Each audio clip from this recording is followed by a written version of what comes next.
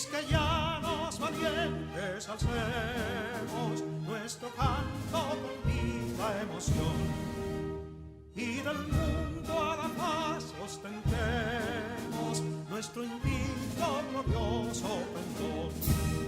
Salve el pueblo que intrépido y fuerte a la guerra a morir se lanzó, cuando en bélico reto de muerte sus cadenas de esclavos rompió.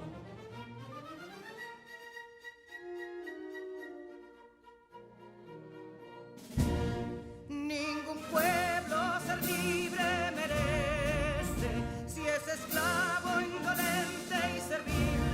Si en su pecho la llama no crece, que templó el heroísmo viril, más que estrella la indómita y brava, siempre altiva la frente alzará, que si fuere mil veces esclava, otras tantas ser libres habrá.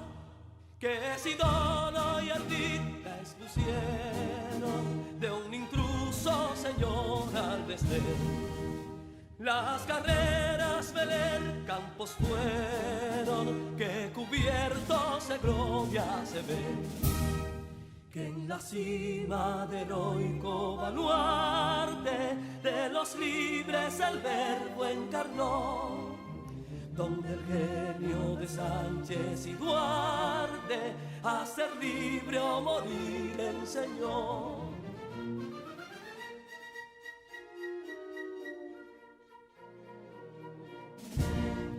Y si pudo inconsulto caudillo de esas glorias el brillo empañar, de la guerra se vio en Capotillo la bandera de fuego ondear. Y el incendio que atónito deja de Castilla al soberbio león, de las playas gloriosas le aleja, donde flota el cruzado pendón. Compatriotas, mostremos erguida nuestra frente orgullosos de hoy más, que Quisqueya será destruida, pero sierva de nuevo jamás. Que santuario de amor cada pecho, donde la patria se siente vivir, y es su escudo invencible el derecho, y es su lema ser libre o morir.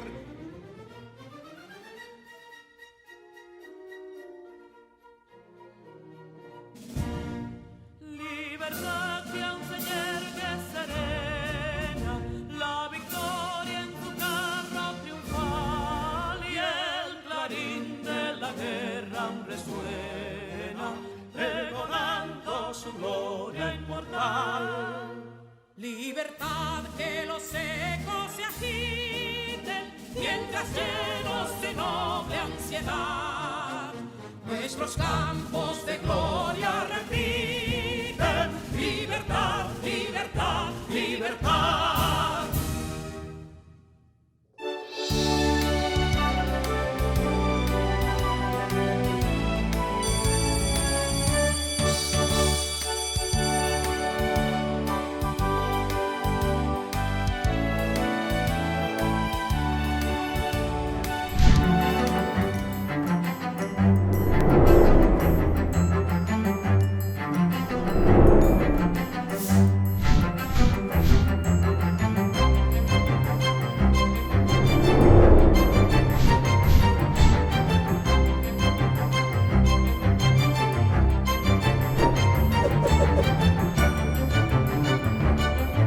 Hola, soy tu profesora Sonia García. Te doy la más calurosa bienvenida a nuestra clase del día de hoy para sexto de secundaria. Espero te encuentres bien junto a tu familia. En el día de hoy te vamos a reforzar lo aprendido durante la semana en las materias de matemáticas, ciencias sociales, física, inglés, lengua española y francés. También te recuerdo que puedes buscar en nuestro canal oficial de YouTube para volver a ver cualquiera de nuestras clases.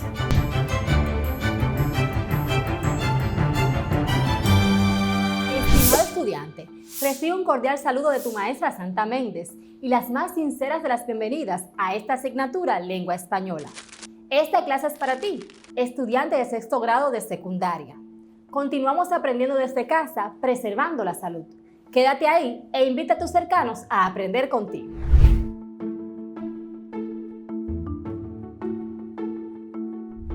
Hasta ahora, hemos aprendido cuáles son los tipos de cartas y sus diferencias, con especial interés en la carta de autopresentación, su función o utilidad, su correspondiente estructura, las formas de cortesía en el saludo y la despedida, más el uso de los verbos en presente del indicativo.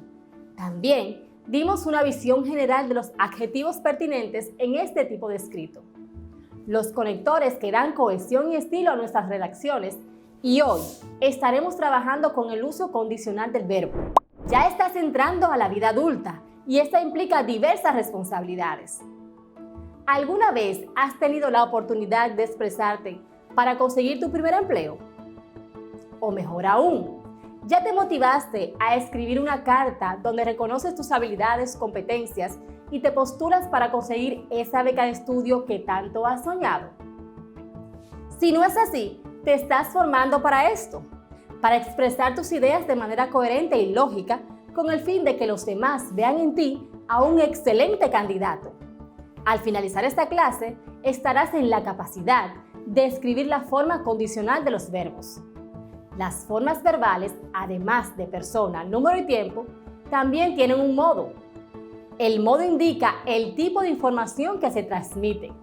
En español es necesario distinguir 4 modos: indicativo, subjuntivo, imperativo y condicional.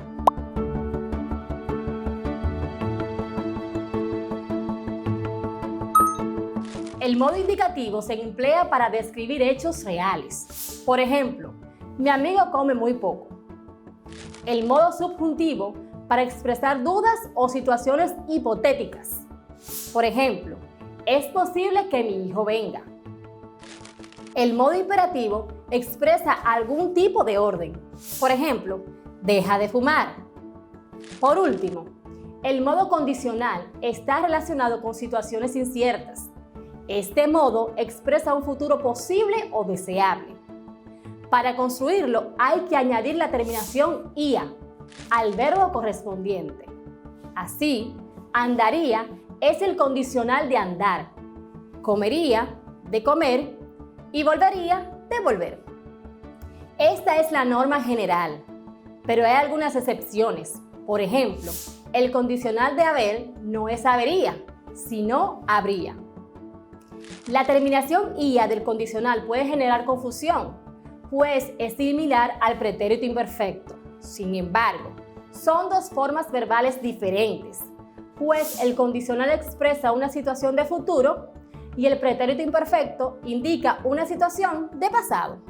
Por ejemplo, en el verbo volver, el condicional es volvería y el pretérito imperfecto es volvía. El condicional se emplea normalmente para expresar algún deseo en relación con el futuro. Por ejemplo, me gustaría verte la semana que viene, o querría llegar antes de las 11. También puede expresar una necesidad o una obligación que puede aplazarse. Por ejemplo, esta noche tendría que ir a cenar.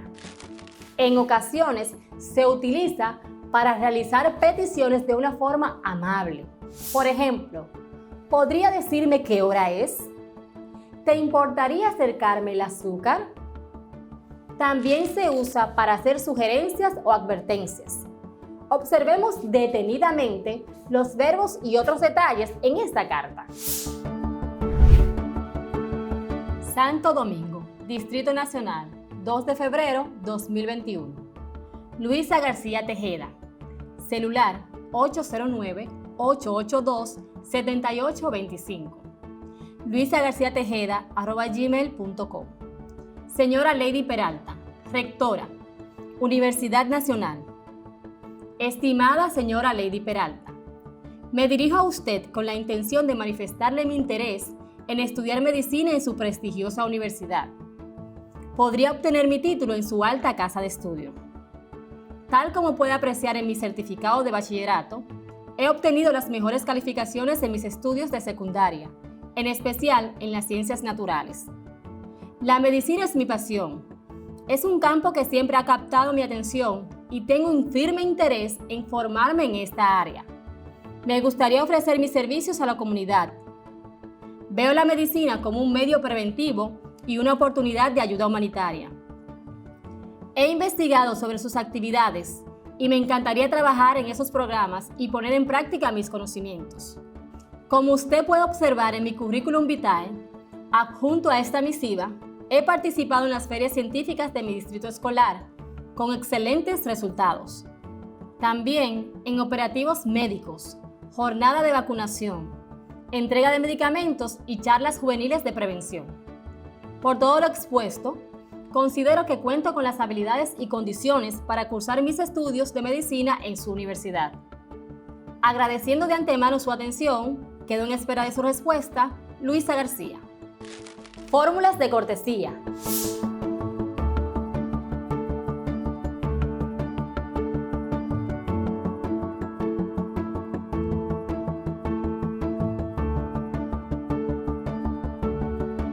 Uso del verbo en presente indicativo, en primera persona del singular, al hablar de sí mismo. Uso de adjetivos que expresan características que se destacan en la autopresentación. Uso del vocabulario esquemático relacionado con la intencionalidad de la carta. Uso del condicional en las formas verbales que utiliza para expresar interés por el ingreso a la institución. Uso de conectores de adición para expresar aspectos relacionados con la identidad y las experiencias. Uso del pretérito perfecto en verbos que expresen datos y experiencias importantes. Uso de conectores causa-efecto para explicar el motivo de la aspiración. Observemos el siguiente recurso, muy útil para conocer los signos de puntuación que se deben utilizar al elaborar una carta de autopresentación, su importancia, el cuándo y dónde colocarlos de manera adecuada. Aquí debemos aclarar que los signos de puntuación se utilizan para dar forma y sentido al escrito o mensaje que se desea transmitir. Además de que la comprensión depende sobremanera en la forma en que se coloque cada uno de ellos. Su uso inadecuado puede variar por completo la información que se pretende transmitir. Los signos de puntuación utilizados en la elaboración de la carta de autopresentación son los siguientes. Los 2 puntos. Son un signo de puntuación que se usa para llamar la atención o hacer una pausa enfática sobre lo que sigue. Es representado con 2 puntos, uno suspendido sobre el otro. Son un signo delimitador, es decir, que es utilizado para concretar unidades sintácticas inferiores al enunciado. Se escriben pegados a la palabra o signo que los precede y separados por un espacio de la palabra o signo que les sigue. A continuación de los 2 puntos puede escribirse con minúscula si el enunciado que sigue es una enumeración o tiene relaciones semánticas con la oración que lo precede, o con mayúscula si se está introduciendo una cita o se encaja dentro de los usos epistolares o jurídicos específicos. Ejemplo, estimado señor, distinguido consultor. En la carta de autopresentación, los 2 puntos justo después del saludo inicial y luego de estos se escribe mayúscula. Lo que le precede pertenece a un párrafo distinto. Otro signo usado en este tipo de texto es la coma. Ya conoce sus múltiples usos y su importancia. En este ejemplo, una coma vale mucho. Perdón imposible, que cumpla su condena. Perdón, imposible que cumpla su condena. Es un signo de puntuación que representa una pausa más breve que la del punto y se utiliza con frecuencia en toda clase de texto. Se emplea para separar los miembros de una enumeración o sucesión, ya sean palabras o frases, y generalmente no se usan aquellos que vengan precedidos por alguna de las conjunciones, ejemplos, y, o, etc. Debemos saber que la coma se utiliza para hacer pequeñas pausas en un texto, párrafo u oración. En la carta de autopresentación se utiliza para separar aclaraciones. Ejemplo: mi último trabajo fue de jardinero. Eso fue el año pasado, en una empresa contratista. Se utiliza también para separar elementos de la fecha y hacer enumeraciones. Hablemos ahora del punto. Entre todos los signos de puntuación gramaticales, el punto es la pausa más prolongada del discurso. El signo gramatical destaca la finalización de un enunciado y el eventual comienzo del otro. El punto es un signo que representa una pausa mayor que la coma y que el punto y coma. Además, representa el final de una oración, un párrafo o un escrito. Por tanto, existe el punto y seguido, que representa el final de una oración en un párrafo y a seguida se inicia con mayúscula. El punto y aparte se utiliza para indicar el final de un párrafo y el inicio de otro dentro de un mismo escrito. El punto final, tal como su nombre lo indica, significa que el escrito ha concluido. La importancia del punto en la carta de autopresentación radica en que divide los acápites que se deben tomar en cuenta al redactar dicho documento. Debemos saber que su uso adecuado le da fuerza y elegancia al escrito. El punto se utiliza para dividir las ideas que deseamos presentar sobre nosotros y lo que deseamos alcanzar como meta en la empresa que buscamos ingresar. Esto se puede lograr en oraciones o párrafos bien delimitados por el uso correcto del punto. Observemos el uso de los signos de puntuación en la siguiente carta.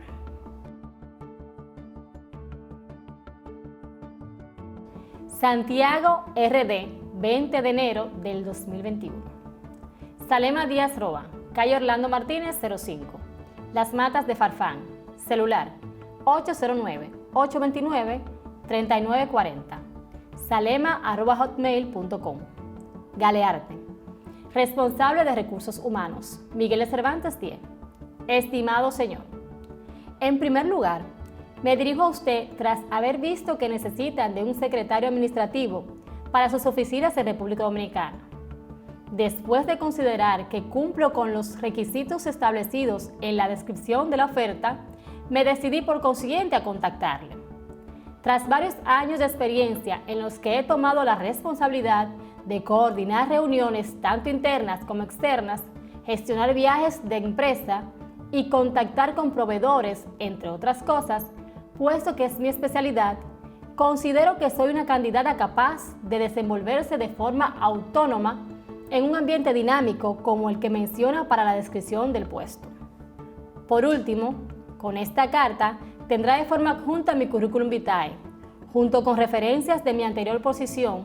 No obstante, me gustaría, por supuesto, poder organizar un encuentro y así explicar más detenidamente mi perfil profesional en relación con las responsabilidades y objetivos que afrontaría con ustedes, además de conocer más a fondo la situación de la empresa.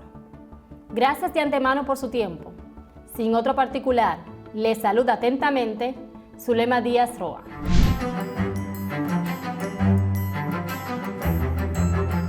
Bienvenidos a una nueva entrega de sus clases de inglés dirigidas a estudiantes de sexto grado de secundaria de la promoción 2020-2021. Mi nombre es Juan Wilmore, su profesor de inglés. Espero se sientan muy bien el día de hoy. Yo me siento afortunado de tener la oportunidad de llegar a sus hogares a través de sus televisores, la radio y la internet, para así traerles la lección de hoy, bajo el tema Asking for Explanations and Arguments and Giving Explanations and Arguments. Pedir explicaciones y argumentos, pero también dar u ofrecer explicaciones y argumentos. Learning new vocabulary. Broken down car. Carro o auto averiado. Broken down car. Writing poems. Escribir poemas. Writing poems. Reading books. Leer libros. Reading books. Gymnastics class. Clase de gimnasia. gymnastics class. Playing an instrument. Tocar un instrumento. Playing an instrument. Researching on the internet. Investigar en la internet. Researching on the internet. Science project. Proyecto de ciencias. Science project. Soccer team. Equipo de fútbol. Soccer team. Tanto en el idioma español como en el inglés existen los llamados connectors o conectores. Estas son palabras que se usan para relacionar las ideas entre sí y dar más sentido a un texto. Estos, a su vez, se dividen en categorías. Están los opinion connectors, como I think o in my opinion, los cuales sirven para expresar nuestra opinión o dar una explicación de nuestro punto de vista. También existen los addition connectors, como besides, además, los cuales nos sirven para agregar información a la hora de relatar algún suceso. Por último, quiero mencionar unos que suelen usarse bastante y son los sequence connectors. Algunos de los más comunes dentro de esta categoría son first of all, primero que todo, firstly, primeramente, y finally, finalmente. Dear teacher, I hope this email finds you well. I wanted to explain to you the reason why I arrived late to the final test. First of all, I think I was having a bad day. Nothing seemed to be working for me. Not only that, but I also think that I was extremely tired the day of the meeting. I had not slept much the night before. Another significant point is that just before I tried to leave my house, my mother's car broke down. She could not get her car to start. The reason is that she had not changed the oil in the car for over 2 years. The result of this was that I could not make it to school on time. Finally, I must apologize for not making it on time to do the test. Thank you for your time and patience. Jonathan. A continuación, te presento el siguiente cuadro donde te explico el significado de las siguientes frases, las cuales fueron usadas en el texto y, como ya les había mencionado, pueden funcionar como conectores. Vean y escuchen con mucha atención. Phrase. First of all. First of all. En primer lugar. Se usa para iniciar una secuencia de explicaciones. Another significant point is that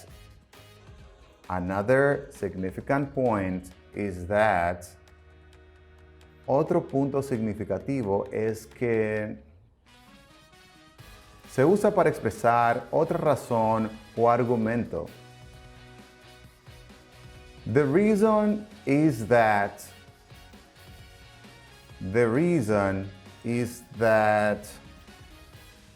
la razón es que se usa para dar una razón o argumento. The result of this was that. The result of this was that. El resultado de esto fue que.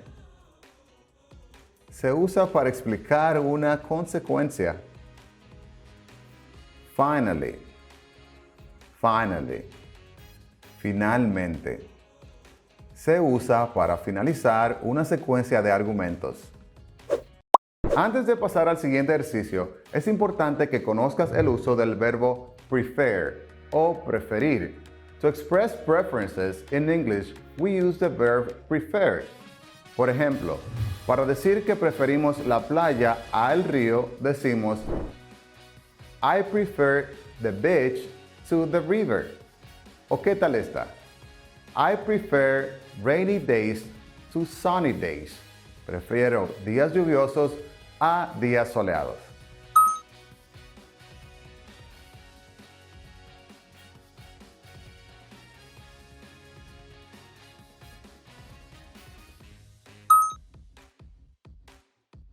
Entonces, to express general preference using the verb prefer, this is the way we should structure it.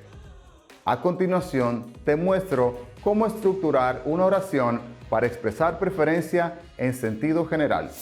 Existen varias maneras de estructurarlo, pero hoy solo nos enfocaremos en las siguientes dos. ¿Cómo estructurarlo cuando lo usamos para expresar preferencia con sustantivos o nouns? La manera de estructurarlo cuando lo usamos con sustantivos o nouns es la siguiente.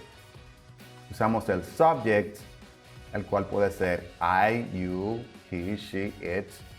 En este caso usaremos I. Subject plus prefer plus noun plus the preposition o la preposición to plus noun.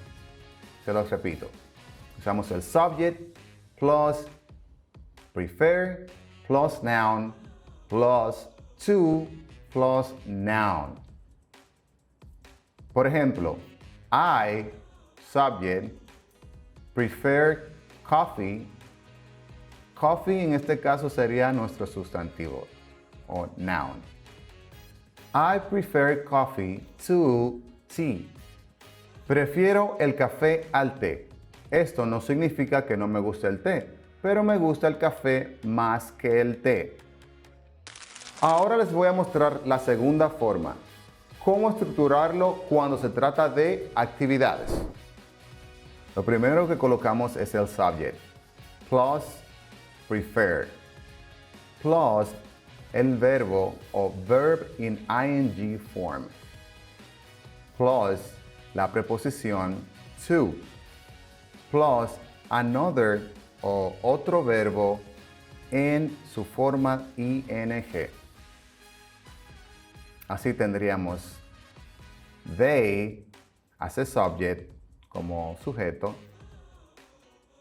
They prefer swimming, que sería el verbo en ing, to camping, otro verbo en ing.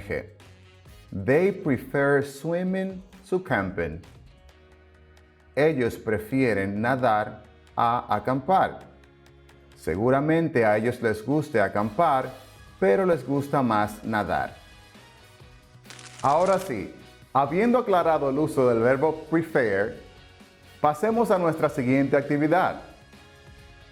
Choose your preference. Then, write a short sentence using the following phrases and explain the reason why you prefer it. Escoge la opción que prefieras. Luego, escribe una oración corta usando las siguientes frases y explica la razón por la cual lo prefieres. Digamos que yo prefiero los gatos. En ese caso diría, I prefer cats to dogs. Y para comenzar a argumentar la razón por la cual prefiero los gatos, en el primer enunciado digo, First of all, cats are very clean animals. Los gatos son animales muy limpios. En el enunciado 2, donde dice, Another significant point is that, añado, otro dato importante a mi argumento, diciendo que They are independent. Ellos son independientes, o sea que no necesitan de mucha atención. En el enunciado 3, finally, lo uso para concluir mi argumento y digo que they are easier to feed. Ellos son más fácil de alimentar, refiriéndome a los gatos. Las frases que estudiamos tanto hoy como en la clase pasada suelen ser usadas como conectores. Recuerda que los conectores nos ayudan a enlazar las ideas mientras relatamos un texto y que haya más concordancia y armonía en el mismo. Si las aplicas adecuadamente, como te mostramos el día de hoy, vas a sonar más elocuente y profesional a la hora de hablar el idioma inglés.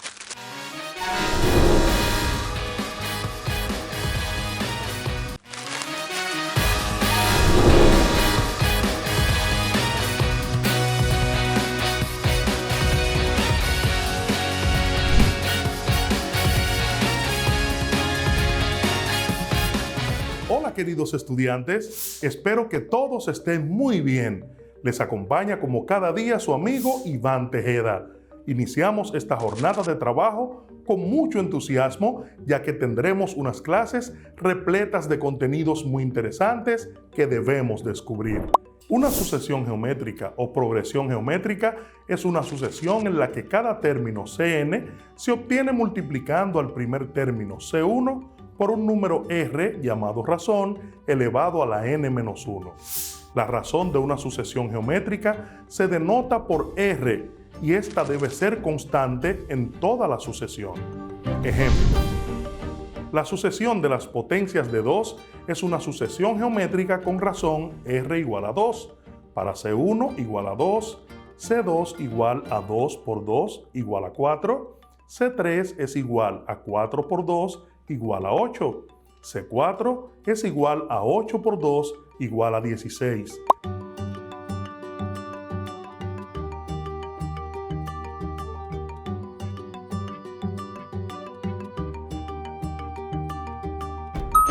Siempre cada potencia de 2 se va a multiplicar por 2, que es lo mismo decir C1 es igual a 2 elevado a la 1, que es igual a 2. C2 es igual a 2 elevado a la 2, que es igual a 4. C3 es igual a 2 elevado a la 3, que es igual a 8. Y C4 es igual a 2 elevado a la 4, que es igual a 16. El término general de esta sucesión es Cn es igual a 2 por n.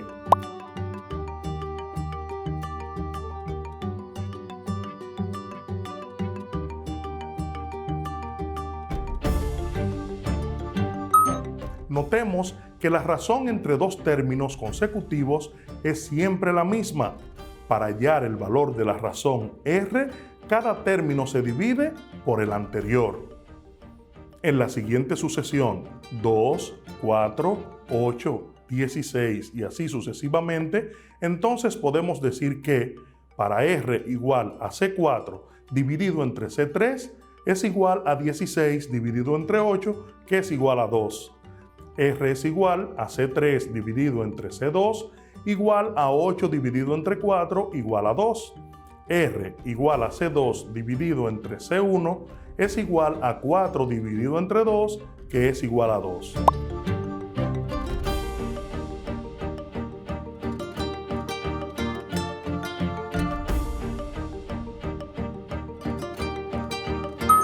Note que C2 es igual a C1 multiplicado por R o la razón.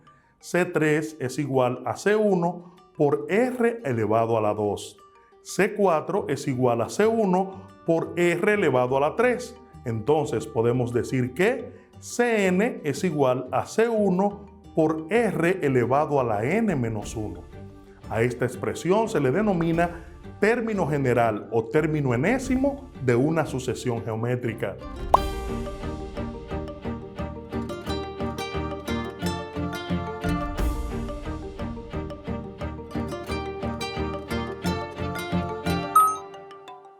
Hagamos un ejemplo que podría darse en la vida real.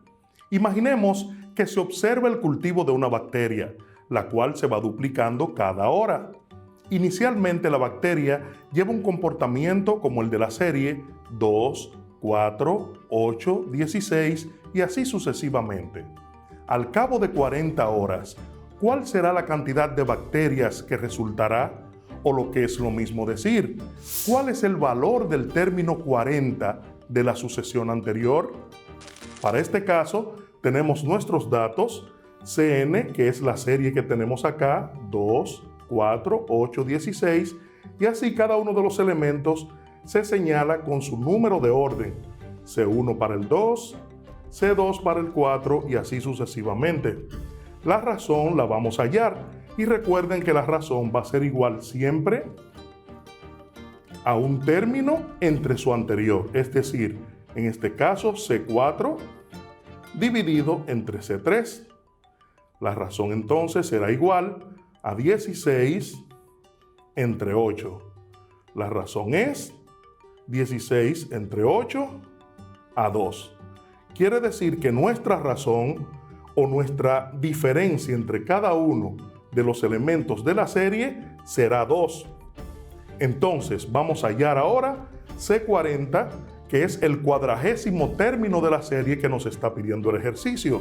Para esto utilizamos nuestra fórmula Cn es igual a 1 multiplicado por la razón elevado a la n menos 1.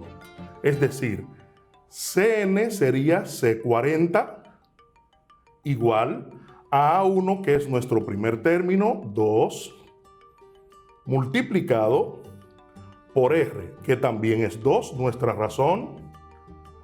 Y este 2 está elevado a la n menos 1, que sería 40 menos 1. Para C40 entonces va a ser igual a 2 por 2 a la 39. C40 va a ser igual cuando tenemos la multiplicación de bases iguales con exponentes diferentes. Recuerden que el 2 tiene un 1 aquí que no se marca, quiere decir que va a ser igual a la misma base 2 y se suman los exponentes. Sería entonces 1 más 39, 2 a la 40. C40 entonces será 199.511.627.776. En términos bacteriológicos, cantidades como esta suelen utilizarse. Bueno es saber que los procesos químicos y físicos utilizan herramientas matemáticas como la notación científica, como nos ha enseñado nuestra querida maestra de física, Sonia García, donde podemos expresar estas cantidades más fácilmente. Por ejemplo, 1.1 por 10 elevado a la 12 aproximadamente. Ejercitémonos. Calcula la suma de los 5 primeros términos de las siguientes sucesiones geométricas. Claro, utilizando la fórmula para la suma. En nuestro caso, o nuestro primer caso, tenemos una sucesión que dice 2, 6, 18 y siguen más términos en lo adelante. Nuestra fórmula para la suma de los enésimos términos es Sn es igual a C1, que es el primer término de la sucesión, esto multiplicado por el cociente de dividir, la razón elevado a la n menos 1 dividido entre la razón menos 1. Lo primero que debemos hacer es conseguir la razón, que es el número que da de dividir un término de la sucesión entre su anterior. Todas estas son sucesiones geométricas, pero si quieres, puedes darte cuenta inmediatamente si una sucesión es geométrica o es aritmética solamente calculando la razón o calculando la diferencia para el caso de las aritméticas. Por ejemplo, si nosotros restamos 18 menos 6 y restamos 6 menos 2, no nos va a dar el mismo número, es decir, no es una sucesión aritmética, pero si dividimos 18 entre 6, nos va a dar 3 y 6 entre 2 también nos va a dar 3. Quiere decir entonces que sí es una sucesión geométrica. Hallamos nuestra razón y decimos que R es igual a 18 dividido entre 6. Esto es igual a 3.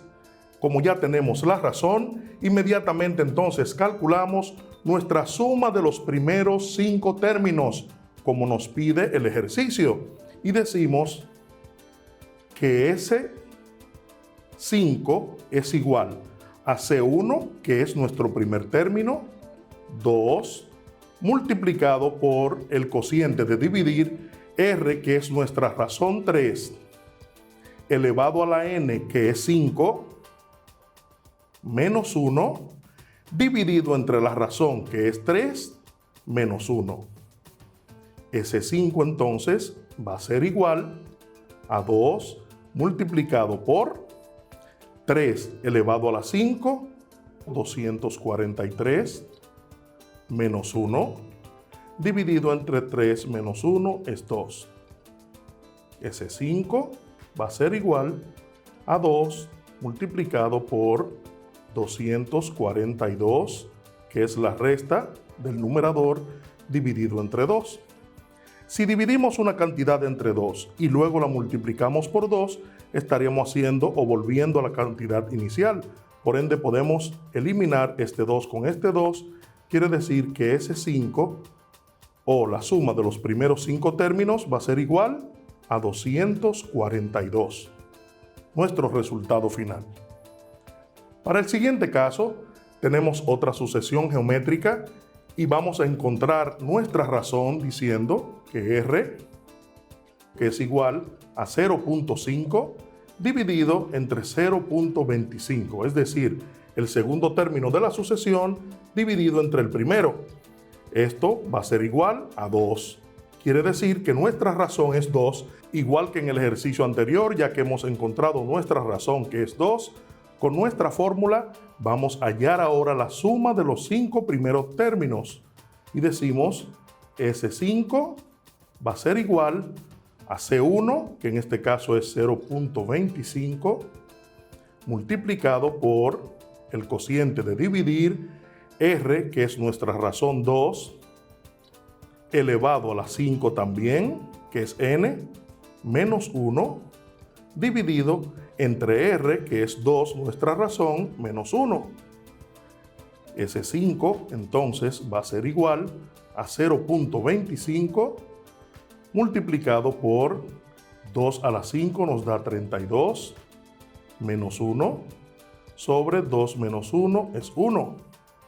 Ese 5, entonces, va a ser igual a 0.25 multiplicado por 32 menos 1 sería 31, porque al dividir el 31 entre 1 también nos va a dar 31. Ese 5 es igual a 7.75, que es la multiplicación de 0.25 por 31. Quiere decir que este resultado es la suma de los primeros 5 elementos o los primeros 5 términos de nuestra serie. En estos dos primeros ejercicios hemos calculado la suma de los primeros 5 elementos de la serie. También hemos calculado la razón en cada uno de ellos para poder hacer el cálculo con nuestra fórmula. En este momento te invito a que en nuestro tercer ejercicio calcules la razón y luego hagas la suma de los primeros 5 términos tal cual hemos hecho en los dos primeros. Veamos un nuevo caso. Dice, hallar la suma de los primeros 20 términos de la sucesión 5, 10, 20, 40. Es decir, vamos a hallar a ese 20. Para esto, calculamos, como sabemos ya, nuestra razón, que va a ser igual a uno de los términos de la sucesión dividido entre el anterior. Sería 20 o 40 entre 20. Esto va a ser igual, 40 entre 20 a 2. Si se fijan, cada uno de los términos dividido entre el anterior nos va a dar la misma razón. En este momento vamos a calcular la suma de los primeros 20 términos de nuestra sucesión con la fórmula Sn es igual a C1 multiplicado por el cociente de dividir, R, que es nuestra razón, elevado a la n, menos 1 sobre R también menos 1. Para ese 20, que es la cantidad de términos que vamos a sumar, va a ser igual a C1, que es nuestro primer término, 5, multiplicado por R, que es nuestra razón 2, elevado a la 20, menos 1, entre 2 menos 1. Ese 20 va a ser igual a 5, multiplicado por 2 a la 20, nos da 1.048.576 menos 1, dividido entre 2 menos 1, 1. Ese 20 es igual a 5, multiplicado por 1.048.576 menos 1, nos queda 1.048.575. Nos queda la misma cantidad porque una cantidad dividida entre 1 es la misma cantidad. Ese 20 va a ser igual a 5.242.875. Quiere decir que la suma de los primeros 20 términos de nuestra sucesión nos da esta cantidad.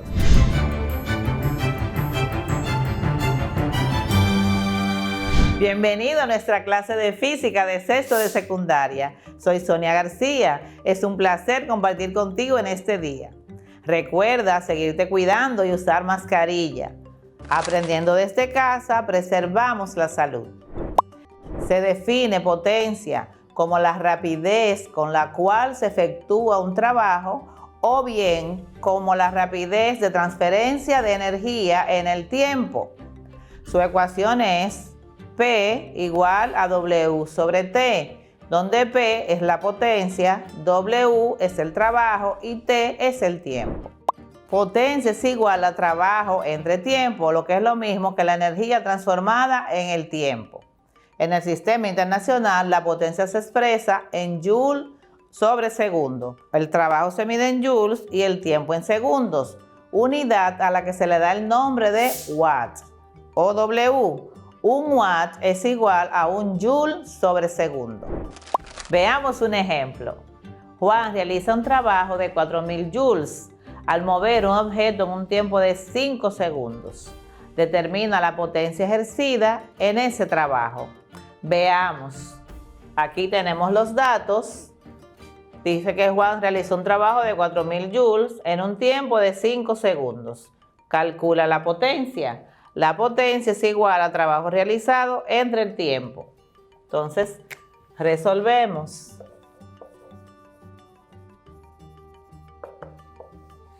Tenemos que, sustituyendo cada variable por su valor, la potencia será igual a trabajo entre tiempo. El trabajo dijimos que son 4.000 joules. Entre el tiempo, que son 5 segundos. Entonces tenemos que 4.000 entre 5 es igual a 800. Joule sobre segundo es igual a 800 watts. Colocamos nuestros resultados.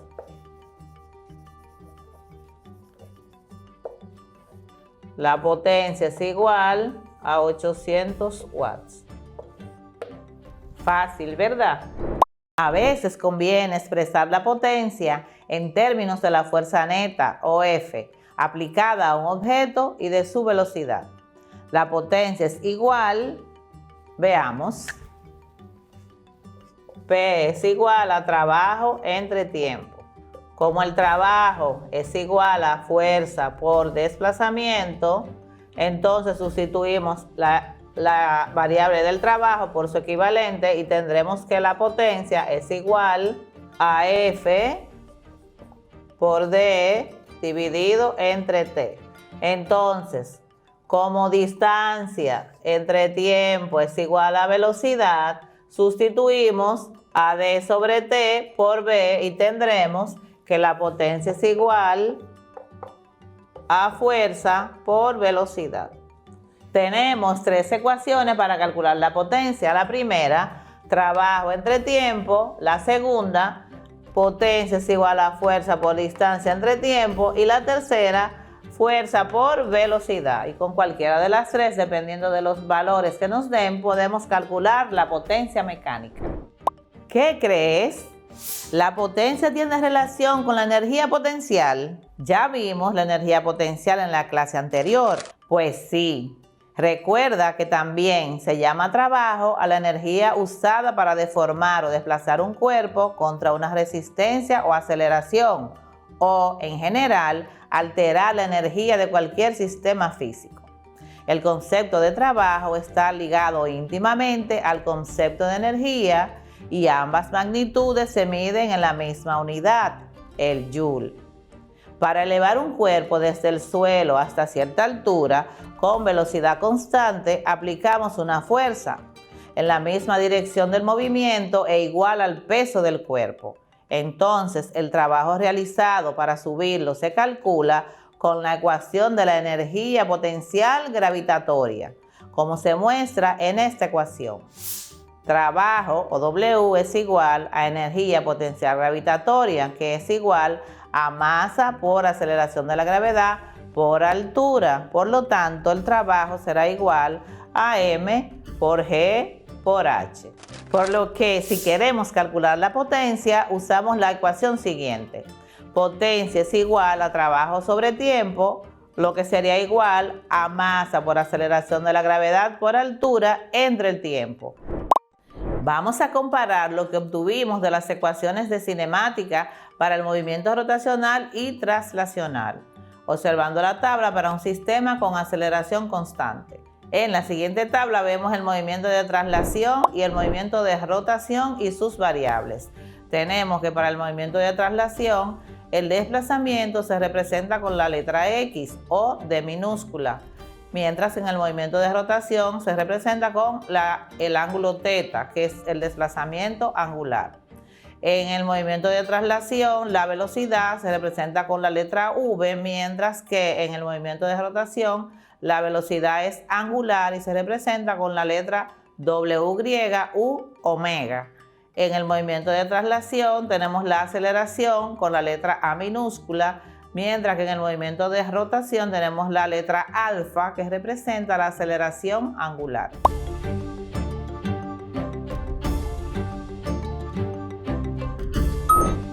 Ahora vamos a estudiar la dinámica de rotación, que considera las causas que producen dicho movimiento.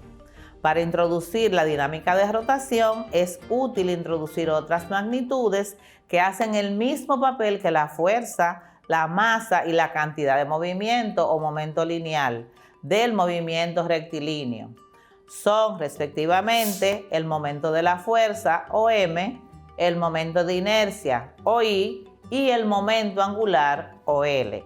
Para incorporar el movimiento giratorio en la construcción de nuestros modelos y analizar problemas o situaciones que podamos explicar utilizando los conceptos antes mencionados para objetos rígidos.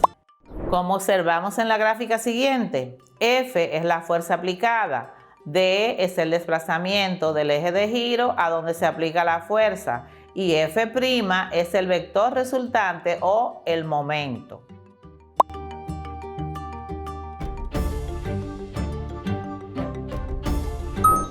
Signo del momento en física. Algunas veces calculamos solamente el módulo del momento y el signo se determina por convención. Usualmente, si la fuerza tiende a hacer girar el cuerpo en el sentido de las agujas del reloj, el momento tiene signo negativo, mientras que si el sentido es antihorario, el momento es positivo.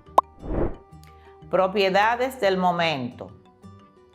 Si la fuerza aplicada se encuentra sobre el eje de giro, entonces la distancia es cero y por lo tanto el momento también es cero. Si ambos vectores son paralelos o cuando el ángulo es de 0 o de 180 grados, entonces el seno del ángulo es igual a 0 y la magnitud del torque o momento es 0 también.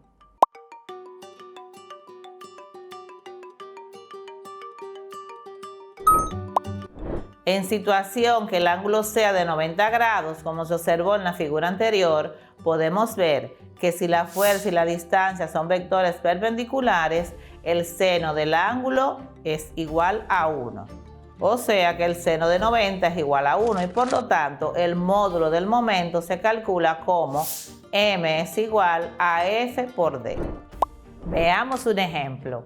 En la figura de la tuerca y la llave, en la segunda imagen, si el brazo de palanca fuera de 30 centímetros y se le aplicara una fuerza de 750 newtons, ¿cuánto es la magnitud del torque o momento de fuerza? Veamos la solución. Aquí tenemos los datos. Nos dice que la distancia o brazo es de 30 centímetros, que la fuerza aplicada fue de 750 newtons, y nos pide que calculemos el momento o torque. La fórmula para calcular el momento o torque es igual a fuerza por distancia por el seno del ángulo. Entonces, en la gráfica veíamos que el ángulo era de 90 grados. Entonces, colocamos aquí nuestro ángulo. Vamos ahora a nuestra operación. Tenemos que, para calcular el momento, primero vamos a convertir de centímetros a metros. Los 30 centímetros los dividimos entre 100 y eso nos da 0.3 metros, que es nuestra distancia. Y luego aplicamos nuestra ecuación para calcular el torque o el momento, que dice que es igual a fuerza por distancia por el seno del ángulo. Entonces será igual a 750 newtons por el desplazamiento, que es 0.3 metros, por el seno del ángulo, que sería el seno de 90 grados. Entonces sería que 750 newtons por 0.3 metros. El seno de 90 es igual a la unidad, entonces eso será igual a 750 por 0.3, lo que nos da un resultado de 225 newton por metro, porque multiplicamos 750 newton por 0.3 metros. Entonces colocamos nuestro resultado. Entonces el momento será igual a 225 newton por metro. Fácil, ¿verdad? Veamos el siguiente ejemplo de momento de inercia. Determina el momento de inercia de un disco sólido de 2 kilogramos de masa y radio de 20 centímetros que rota con eje en su centro de masa. Veamos. Tenemos nuestros datos. Nos dice que la masa del disco sólido es de 2 kilogramos y que su radio es de 20 centímetros. Nos dice que calculemos el momento de inercia. El momento de inercia es igual, para un disco sólido, un medio de la masa por el radio al cuadrado. Entonces vamos a la operación.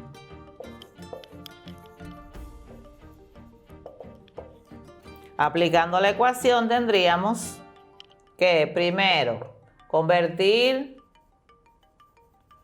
los centímetros a metros. Entonces dividimos los 20 centímetros entre 100, lo que nos da un valor de 0.20 metros. Vamos a trabajar con este valor.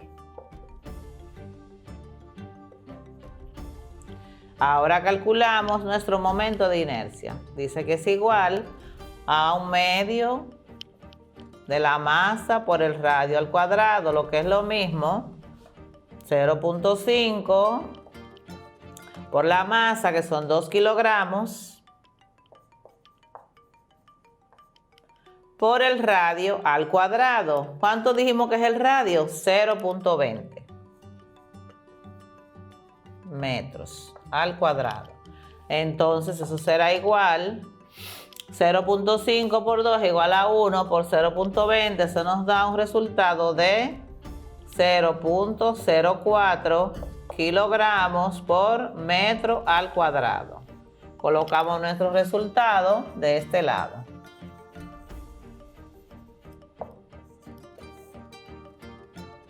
Entonces tenemos que nuestro momento de inercia es igual a 0.04 kilogramos por metro cuadrado. Luego de estos ejemplos, practiquemos en casa.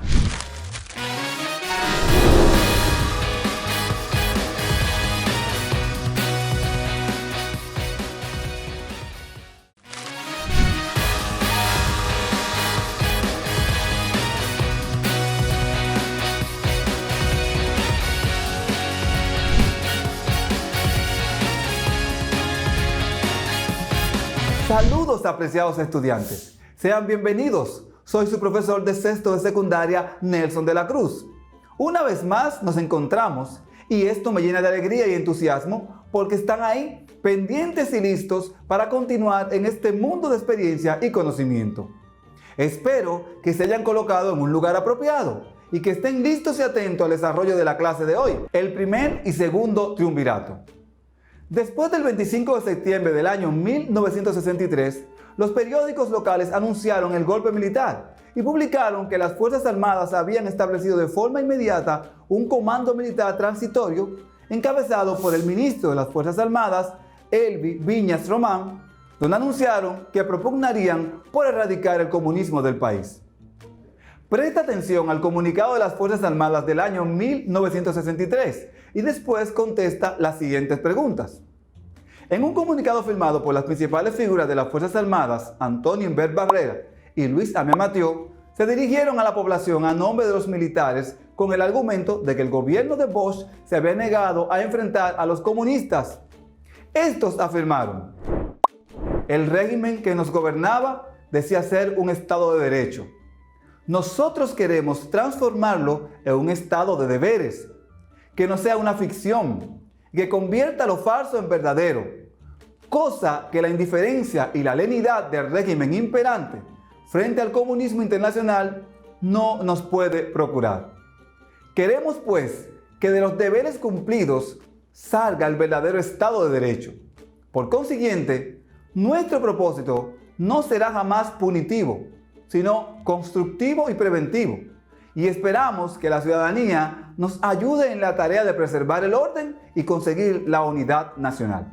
¿Recuerdas algún acontecimiento importante de la historia dominicana en donde habían participado Antonio Inbert Barrera y Luis Amiel Mathieu? ¿Crees que fueron escogidos por su influencia en la población para dar este comunicado? Medidas de los golpistas. En su proclama, los militares anunciaron una serie de medidas, la mayor parte represiva y justificativa, y que mostraban el carácter que tendría el nuevo gobierno. Algunas de estas medidas fueron las siguientes: declarar depuesto el actual gobierno de la República por propiciar la destrucción de la confianza pública y en cuanto a la violación de los derechos fundamentales y del ciudadano, así como por haberse revelado incapaz de encauzar al país por las vías del orden y respeto a la ley, la seguridad general, la paz, el progreso y el bien común. Prohibir las reuniones públicas y declarar fuera de la ley al comunismo y los partidos que profesaban esta ideología. Restablecer la constitución anterior de la promulgada en abril del año 1963, la cual fue proclamada en el año 1962. Argumentaron que la última constitución fue votada por una constituyente de una mayoría insuficiente a la luz de los principios parlamentarios universales. Disolver las cámaras legislativas por considerar que ya no representaban la mayoría que obtuvieron en los comicios del año 1962 y declarar la formación en el plazo más breve posible de un gobierno provisional, presidido temporalmente por las Fuerzas Armadas hasta que se eligiera un ciudadano eminente que no tuviera vinculación a los partidos políticos. Mientras esto se llevara a cabo, las Fuerzas Armadas asumirían las funciones ejecutivas. Declarar el respeto a los compromisos internacionales que válidamente haya contraído la República Dominicana, especialmente las resoluciones contra el comunismo internacional de la 10ª Conferencia Interamericana en Caracas. La garantía de los derechos humanos, tanto a civiles como a los políticos, especialmente el derecho a la propiedad privada y a la libre empresa. Destitución de un grupo de militares que no apoyaron el golpe. El mismo día del golpe fueron cancelados los oficiales de planta de la Academia Militar de las Fuerzas Armadas Batalla de las Carreras, los que constituían la plana mayor del coronel Fernández Domínguez. Originalmente, el plan golpista consistía en 3 posibilidades. Primero, apresamiento del presidente Bosch. Segundo, eliminación física del presidente, de ser necesario. Y tercero, deportación del mismo. El derrocamiento del gobierno constitucional dio paso a un triunvirato, integrado por miembros de la burguesía cívica, pero que en verdad representaban los intereses más atrasados y poco cívicos de la sociedad dominicana, que había patrocinado el derrocamiento. El gobierno democrático fue sustituido por un régimen de facto, integrado por los altos jefes militares y por un conjunto de pequeños partidos oportunistas disfrazados de demócratas.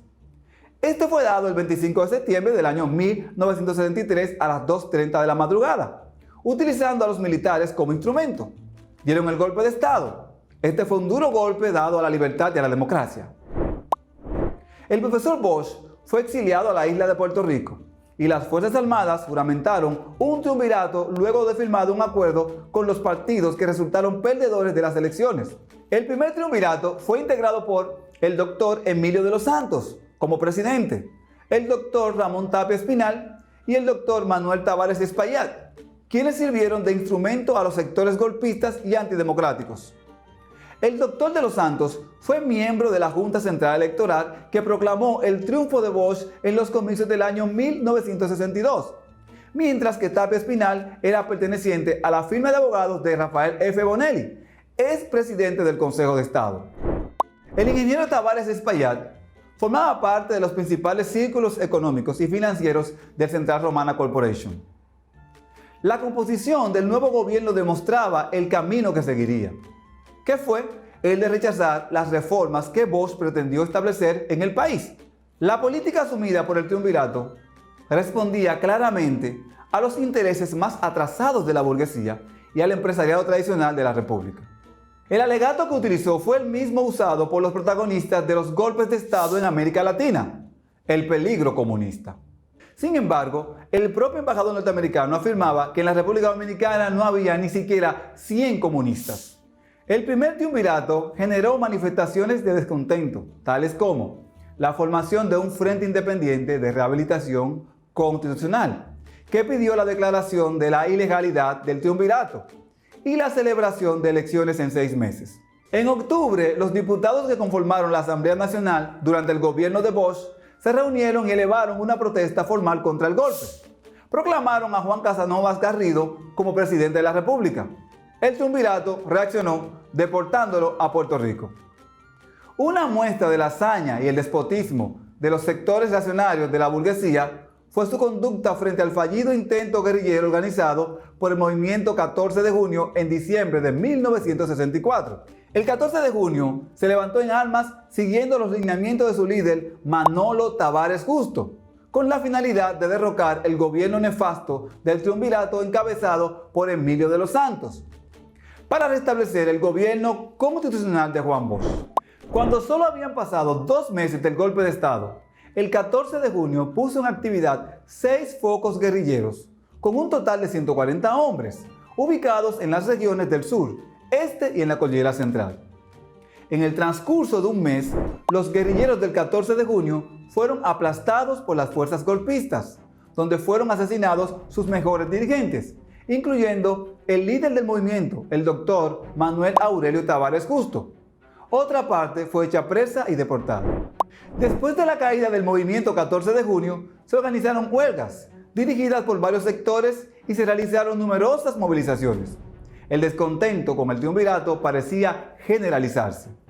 Había descontento de los empresarios, la clase media, estudiantes, pequeña burguesía y obreros, pero donde esta rebeldía era más notoria era en los militares.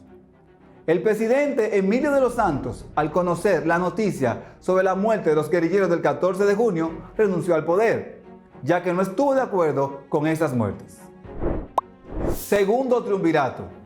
Con la renuncia de Emilio de los Santos el 22 de diciembre del año 1963, el cargo fue ocupado por el doctor Donald Reed Cabral, quien se mantiene en el poder hasta el año 1965, cuando estalla la Revuelta de Abril. Durante esta gestión, el país entró en una crisis económica en la que tuvo que firmar con el Fondo Monetario Internacional, donde se buscaba una solución que se convirtió en la causa de constante revuelta popular y un aumento en corrupción de los administradores públicos.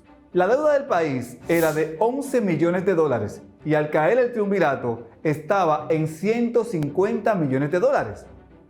Este triunvirato solo pudo mantenerse en el poder gracias al apoyo de los Estados Unidos, la Iglesia Católica y los generales trujillistas, a los que se les dio diferentes privilegios extraordinarios, tales como abrir cantinas para vender productos de contrabando traídos en aviones de la Fuerza Aérea. En cuanto a la política económica, el gobierno del doctor Donald Reed Cabral fue incapaz de impulsar el crecimiento económico y, por el contrario, se limitó a beneficiar y a patrocinar el contrabando de productos para beneficiar grupos de militares trujillistas.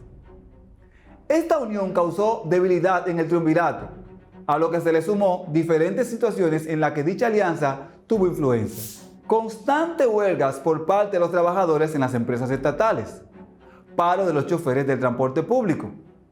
Esto obligó a que el triunvirato mantuviese a la policía en la calle para aplacar los disturbios y arrestar a los dirigentes sindicales, políticos y estudiantiles. El triunvirato encabezado por Donald Reed Cabral se hacía cada vez más impopular y sus bases de apoyo cada día se reducían. El pueblo anhelaba el gobierno constitucional de Bosch, el cual, a pesar de sus errores, había sido el producto de unas elecciones libérrimas, donde la mayoría de la población votó por el candidato del Partido Revolucionario Dominicano. Donald Reed Cabral, buscando apaciguar al pueblo, habló de elecciones para septiembre del año 1965, pero sin la participación del profesor Juan Bosch y el doctor Balaguer, líderes de los dos partidos mayoritarios. Reed pensaba que podría ganarle con el apoyo de una parte del PRD que creía que la crisis se podría solucionar con las elecciones.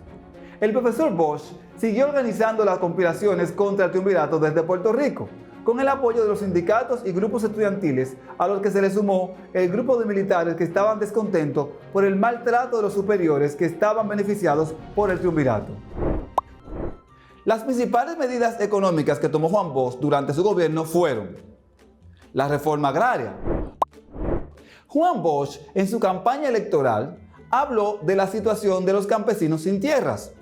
Consideraba que la reforma agraria era necesaria para disminuir las desigualdades sociales y redistribuir las riquezas.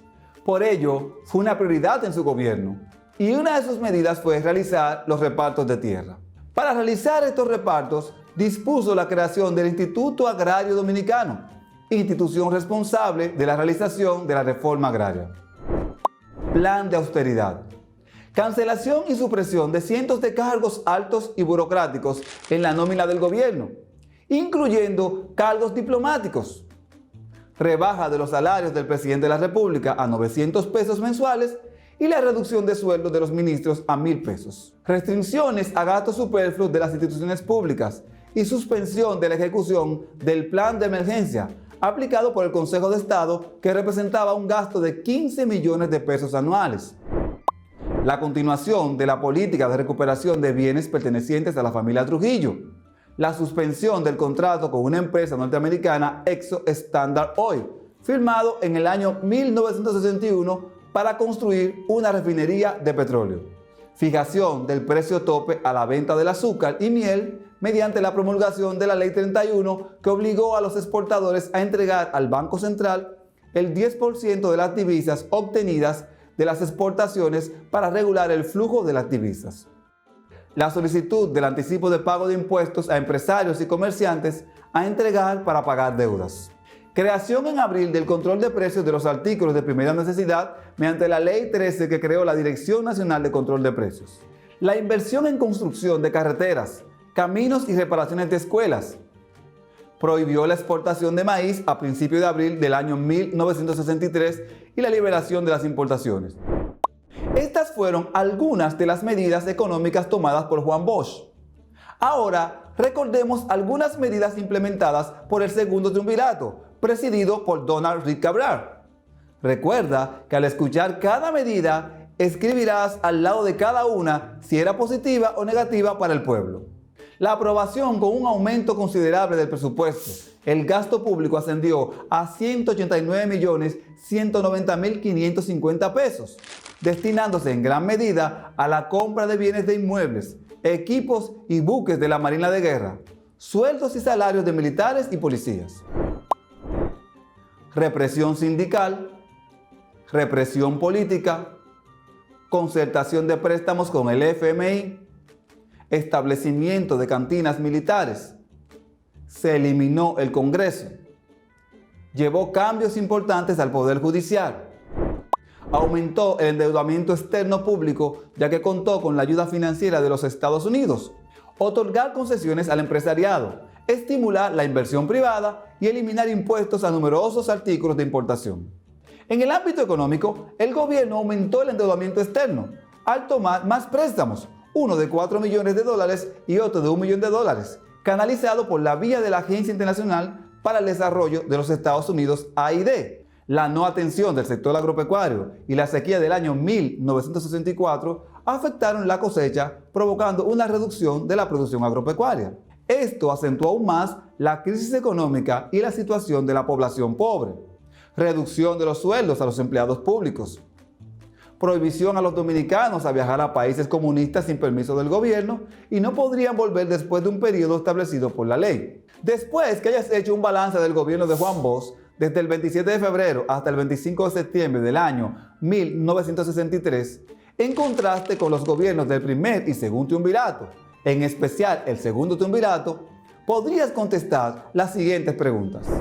¿Cuál de los dos gobiernos debió ser defendido por el pueblo o por los que se presentan como defensores del pueblo? ¿Crees que el pueblo fue engañado al apoyar el golpe de Estado a Juan Bosch? ¿Crees que la población dominicana de nuestros días hubiese actuado diferente? Justifica tu respuesta.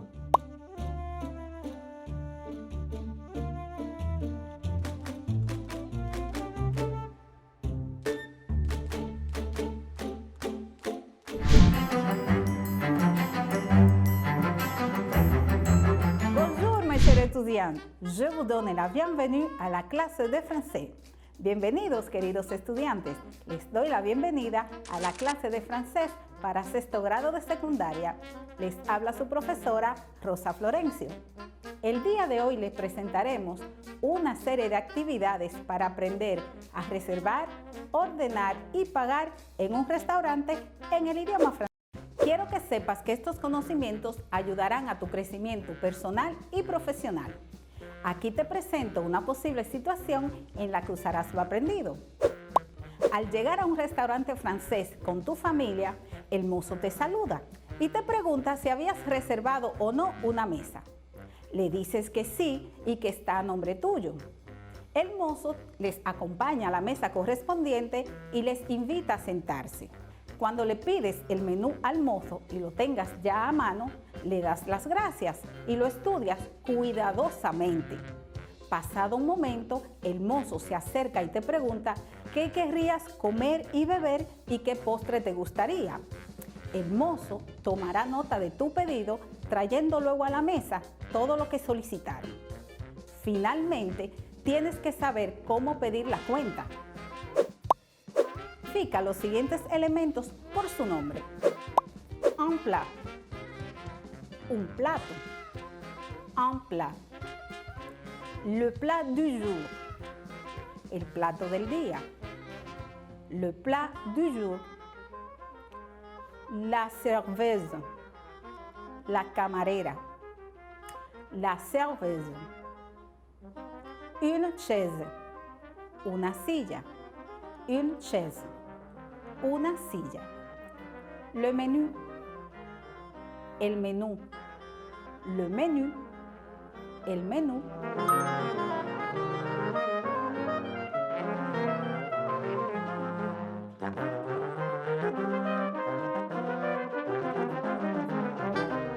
la adición, la cuenta, la adición. De boisson, bebidas, de boisson. Le pourboire, la propina, le pourboire. Le dessert, el postre, le dessert. Une table, una mesa, une table.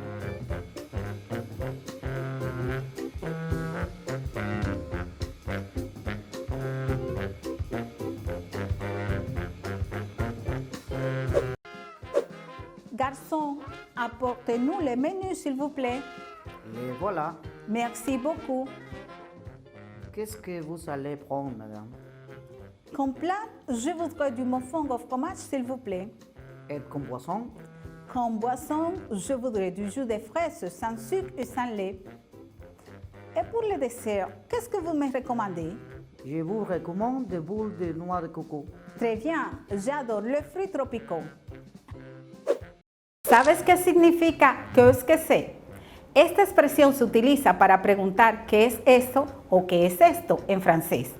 Y se contesta utilizando la partícula c'est al inicio de la expresión si es singular y ce sont si la respuesta es plural. Por ejemplo, ¿qué es que c'est? C'est du fromage. ¿Qué es esto? Esto es queso. ¿Qué es que c'est? Ce sont des fromages. ¿Qué es eso? Esos son quesos. Ahora debes identificar los siguientes alimentos por su nombre. Ten en cuenta que ce es para el singular y ce sont para el plural. ¿Qué es que c'est? Ce sont des plats avec des viandes. ¿Qué es eso? Esos son platos con carnes. ¿Qué es que c'est? C'est du blanquette de bœuf. ¿Qué es esto? Esto es guiso de ternera. ¿Qué es que c'est? C'est du canard à l'orange. ¿Qué es esto? Esto es pato a la naranja. ¿Qué es que c'est? C'est du lapin à la moutarde. ¿Qué es eso? Eso es conejo a la mostaza.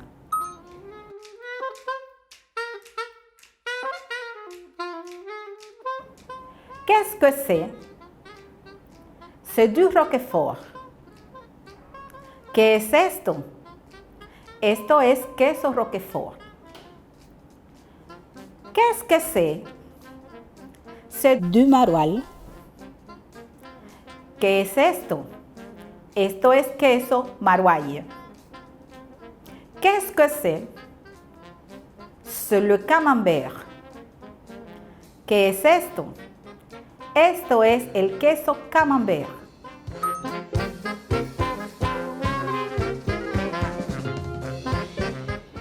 ¿Qué es que c'est? C'est un millefeuille. ¿Qué es eso? Eso es un 1000 hojas. ¿Qué es que c'est? C'est de la glace de fruits de la pasión. ¿Qué es esto?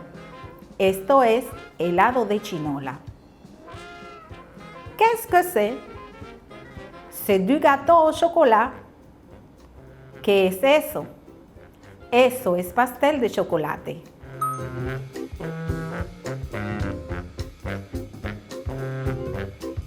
Presta atención, porque para la siguiente actividad vas a escuchar un diálogo cuyo texto se mostrará en pantalla, pero el cual está incompleto. Le falta el nombre de los platos.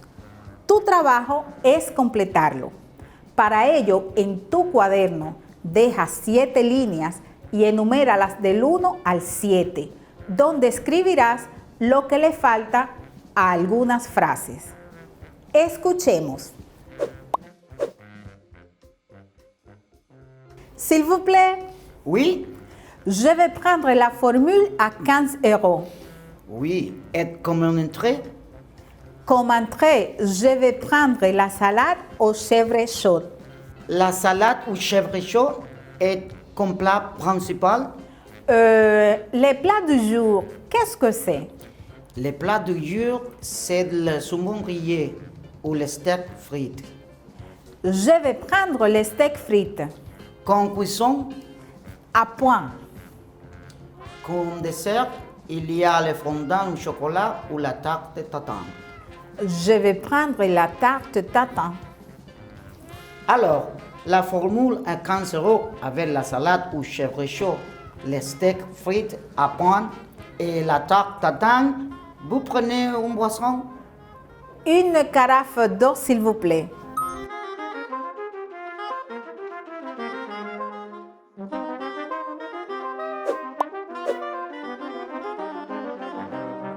S'il vous plaît, Oui? je vais prendre la formule à 15 €. Oui. Et comme une entrée? Comme entrée, je vais prendre la salade aux chèvres chaudes. La salade au chèvre chaud est comme plat principal. Les plats du jour, qu'est-ce que c'est? Le plat du jour, c'est le saumon grillé ou le steak frites. Je vais prendre les steaks frites. Comme cuisson, À point. comme dessert, il y a le fondant au chocolat ou la tarte tatin. Je vais prendre la tarte tatin. Alors, la formule est 15 € avec la salade au chèvre chaud, les steaks frites à point et la tarte tatin. Vous prenez une boisson? Une carafe d'eau, s'il vous plaît. Esto ha sido todo por el día de hoy. Recuerda practicar lo aprendido y buscar en nuestro canal oficial de YouTube para volver a ver cualquiera de nuestras clases. Hasta la próxima.